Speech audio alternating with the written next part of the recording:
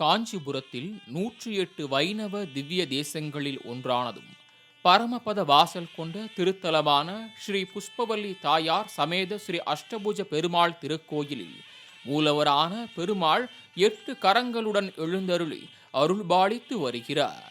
பல்லவர்கள் மற்றும் சோழ மன்னர்களால் கட்டப்பட்ட இந்த கோயில் 2000 ஆண்டுகளுக்கு மேல் பழமையானது என கூறப்படுகிறது.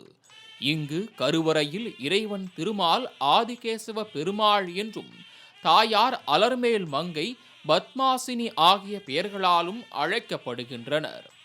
இந்த கோயில் கருவறையில் பெருமாள் தனது வலது 4 திருக்கரங்களில் சக்கரம், கத்தி, அம்பு, புஷ்பம் என்றும் இடது திருக்கரத்தில் சங்கு, வில், கேடயம், கதை என்கிற 4ஐயும் கொண்டு அருள்பாலிக்கிறார். இவரிடம் சரணாகதி அடைந்தவர்களுக்கு மன தூய்மை ஏற்படுவதோடு எல்லாவிதமான நலன்களும் கிடைக்கும் என பக்தர்கள் தெரிவிக்கின்றனர். இக்கோயிலின் சன்னதியில் புஷ்பகவல்லி தாயார் அருள் செய்யும் நிலையில் தாயாரை வணங்கிய பிறகே பெருமாளை வணங்க வேண்டும் என்பது ஐதீகம். மேலும் இந்த கோயிலில் 2 தேவியர்களுடன் வராக பெருமாள் அமர்ந்த கோலத்தில் தனி சன்னதியில் அருள்பாலிக்கிறார்.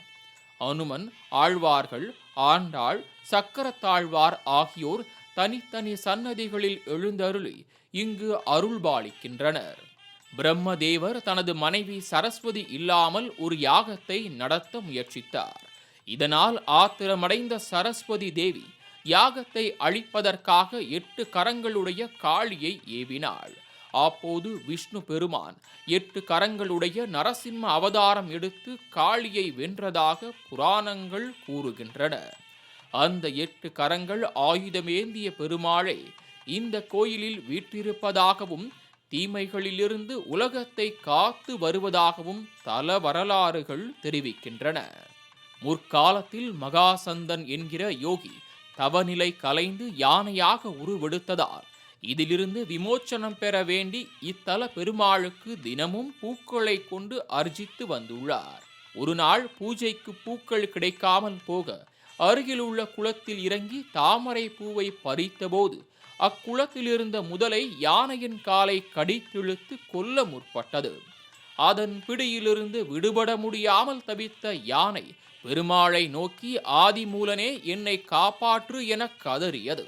இதனையடுத்து பெருமாள் கருட வாகனத்தில் தோன்றி சக்கராயுதத்தால் முதலையின் தலையை வெட்டி யானையை காப்பாற்றியதாக தல புராணங்கள் கூறுகின்றன.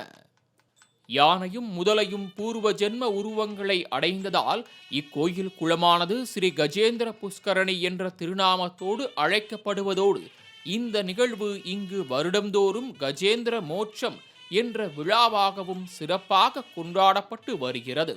பொதுவாக பெருமாள் கோயில்களில் ராஜகோபுர நுழைவாயில் ஒரு திசையிலும் சொர்க்கவாசல் ஒரு திசையிலும் அமைக்கப்பட்டிருக்கும். ஆனால் இக்கோயிலில் 2 வாயில்களும் வடக்கு திசை நோக்கி இருப்பது கூடுதல் சிறப்பாக கருதப்படுகிறது. மேலும் இங்கு மகாலட்சுமியான தாயாரை தனியாக பாடி மங்களாசாசனம் செய்யப்பட்டிருப்பதால் அன்னையை வணங்கும் பக்தர்களுக்கு அனைத்து செல்வங்களும் குறைவின்றி கிடைப்பதாக முன்னோர்கள் தெரிவித்துள்ளனர். பூமாதேவியை அழிக்க வந்த அரக்கர்களை இத்தல அஷ்டபுஜ பெருமாள் வதம் செய்ததால் புதிய வீடு கட்ட வாங்கும் போதும் புதிய நிலங்கள் வாங்கும் போதும் ஏற்படுகின்ற பிரச்சனைகள் நீங்க இக்கோயிலில் வந்து வழிபடுவதால் சகல நன்மைகளும் நிறைவேறும் என பக்தர்களின் நம்பிக்கையாக இருந்து வருகிறது. வியாபாரத்தில் நஷ்டம் ஏற்பட்டுள்ளவர்களும் சொத்து, சுகம், வீடு, மனைகளை பறிகொடுத்து நிற்பவர்களும் இத்திருத்தல பெருமாளை 9 முறை வலம் வந்து வணங்கினால் துன்பம் தீர்ந்துவிடும் என்பது நிச்சயம்.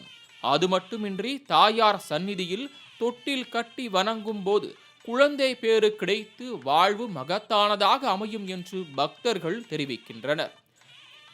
மாலை முரசு செய்திகளுக்காக காஞ்சிபுரம் செய்தியாளர் விஜயனுடன் கலைமாமணி நந்தகுமார்.